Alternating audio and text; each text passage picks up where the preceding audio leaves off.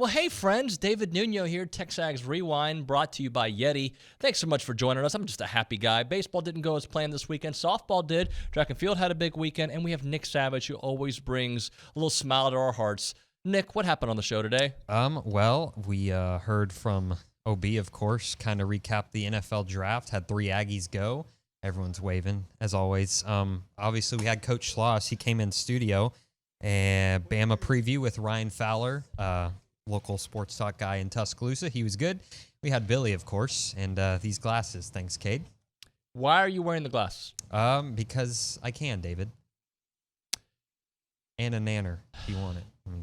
You said that without, like, you said it with a lot of confidence, and then you backed out of your confidence. No, as I you didn't. ended. You're like, because I can, and then That's you realize, not at all how I said that. Yeah, you did. I'll let the people comment below, all 3 of them, see what they want to say. Yeah. All right?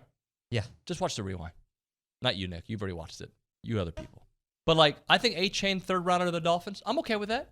Do I think he should have been drafted higher? Absolutely, I do. Do I overrate him because he's an Aggie? Maybe. I also saw what he did on the field. That guy is a game changer.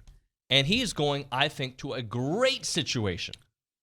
They're going to be the fastest team in the NFL with him and Tyreek Hill, and there's a couple other guys that are real speedsters that they have. So, and I saw the way their coach reacted. And usually, I mean, they all get their pick, and they show the war rooms. They're all shaking hands with each other like they accomplished something amazing because they have to do that.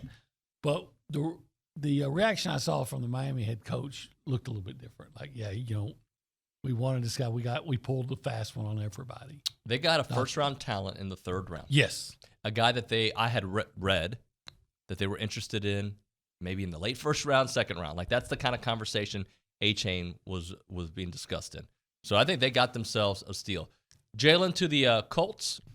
I think he's going to be able to play. They have I guess a thin defensive back room, and he's going to get an opportunity. I don't know if that means right away, but he'll play. And then obviously Antonio to Jacksonville, teaming up with Christian Kirk. Obviously they didn't play together, quite a bit of difference, but nice to see a couple Aggies hanging out together. A team that I'll get to see if I watch Texans games again, which I might twice a year.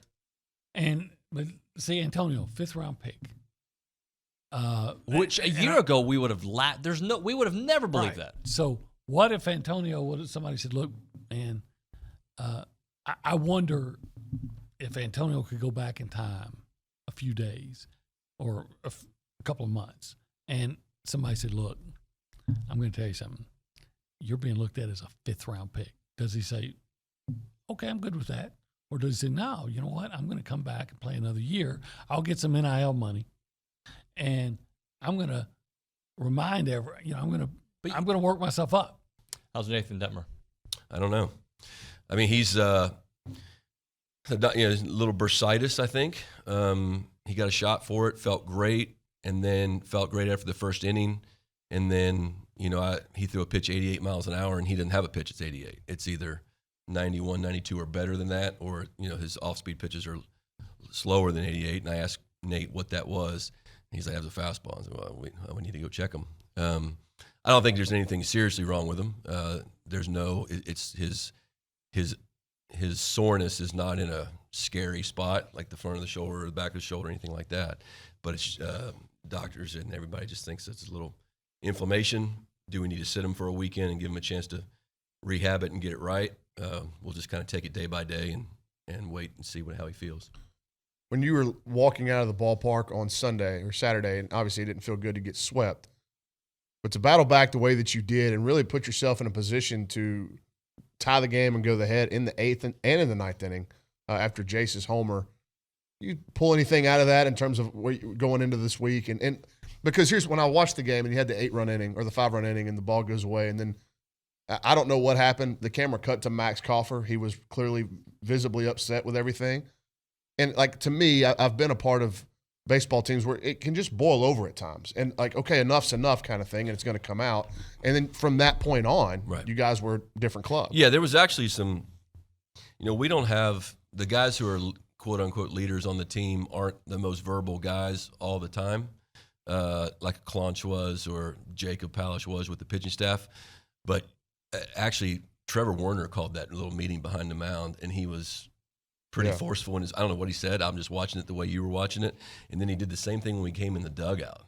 And I haven't seen that out of Trevor before. So if you take it from that specific point on, we played really well. Yeah. That didn't get us a win. Right. We got Austin Bose to the plate versus a lefty with the wind blowing out, runners on first and second with a chance to, really impact the ball and, hopefully take the lead. It didn't work out. But let's just see how it goes moving forward. Maybe that's something I would have liked to, that's one thing I may bring up to the team today is that, yes, that is a positive, but it's just the self-inflicted wounds. Oh, yeah. I mean, you were in that hole because your self-inflicted wounds that, whether it be, in that game or in the first game, that no baseball team is going to be able to overcome. One of the things that we've watched coaches do is be so stubborn. And listen, you see it in Tuscaloosa. Now, sometimes talent overtakes that of just being stubborn with Pete Golding, keeping him around as defensive coordinator here in Tuscaloosa. Coaches hate to change. They hate it. Will Jimbo Fisher change enough? Or does he pull, no, I'm stubborn? Les Miles literally lost his job because he refused to change and refused to adapt. Does Jimbo? I don't see him being that way. I think when you let smart people do smart things, and Bobby Petrino as an offensive mind is a genius. I think Jimbo, that's one of the reasons why he brought him in. But I also look at two egos there that you're going to have to manage, and you have to check your ego at the side and what's better for the team. If they do that, then I think, the talent's there. What is it, 19 of the 22 starters? I think I was reading Billy's tweet a couple of months ago. I think it was 19 of the 22 starters returning. Even if that's lost a couple of, you're down to 18, I think it's still the most in the SEC. That with it itself, experience wins in this league. So when you look at Texas A&M, the only question you have is will the Bobby Petrino, will it work? And if it does, this team could be prime position, especially if, the team that we started talking about, Alabama, if they give, as you said, vulnerable, if they show that vulnerability, as we think that this team has capable of, then absolutely Texas A&M can take advantage of it. No. I love A-Chain to Miami. And I love the coach. They should go play for McDaniel. I mean, that dude's great for him. Mm-hmm. He's going to utilize him, I think, in a lot of fun, creative ways. And you have him and Tyreek Hill and Jalen Waddle. I mean, if Tua can be healthy and not, concussed or, be available, that offense should be fun. And it's a perfect fit for him with a coach like that. Did you see the video when he called me? He said, "Are you still fast?" He said, "Yes, sir." He's going to have I think A-Chain could be one of the top rookies in the NFL this My year. flavor's almost gone. Given the opportunities. So, love it for him. I know he went third round, and I think A-Chain could have got a lot of money to come back. A lot of money to come back. And I think he could have been in Bobby Petrino's offense as a senior with every lineman coming back and a second-year Connor. I think he could have been a Heisman Trophy, a legit Heisman Trophy contender. The real deal coming off that LSU game. So I do think he gave up a lot to go and to go in the third round. But I also think,